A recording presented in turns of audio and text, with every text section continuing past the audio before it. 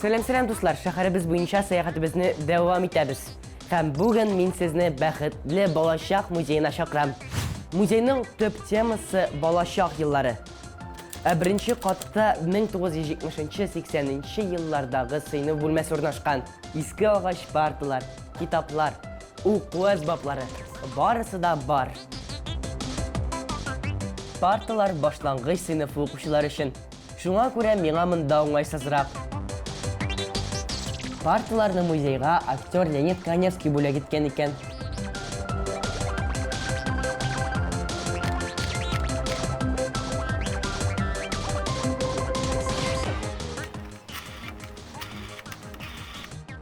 Esenmisiz? Bu Şayan TV mi?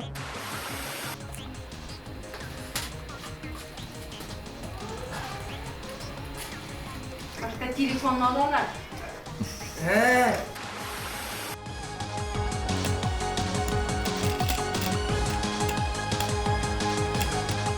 Dostlar, hozirgi kalkulyator endi bu. Muzeyda tanılgan şəxslər bo'lib ketgan eksponatlar bek ko'p.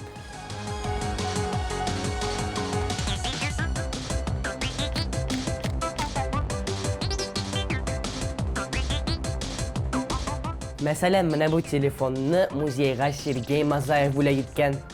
Sovetlar şırında oramlarda mana bunday gazlı su için avtomatlar turganlar. Stakanni aldım, yuddim, o'ringa qo'ydim, ham tiymaga bosdim. Men apelsin sirobini saylar edim. Muzeyning ikkinchi qatında ikki zal var. Ham şunun birisinde eksponatlar labirint ravishida o'rnashtirilgan. Sizni de o'zim bilan labirint bo'yicha sayohatga chaqiraman. Labirint harbiy xizmat temasi bilan tamomlanadi.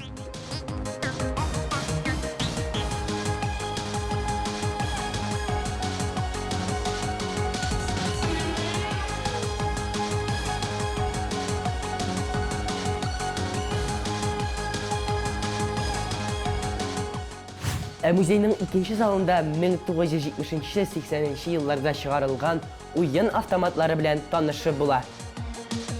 Kızganış olur işlemiş ol.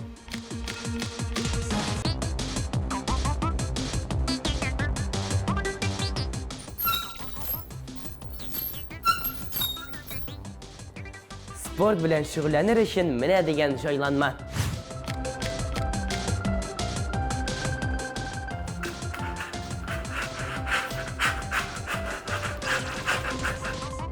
Dostlar, қолдан ясалған мындай самокатны өзімізде эшлей алабыздар.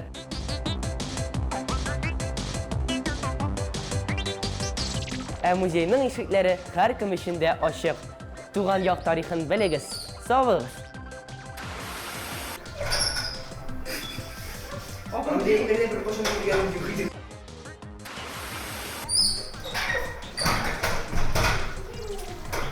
Шунда елын ішілге алмады.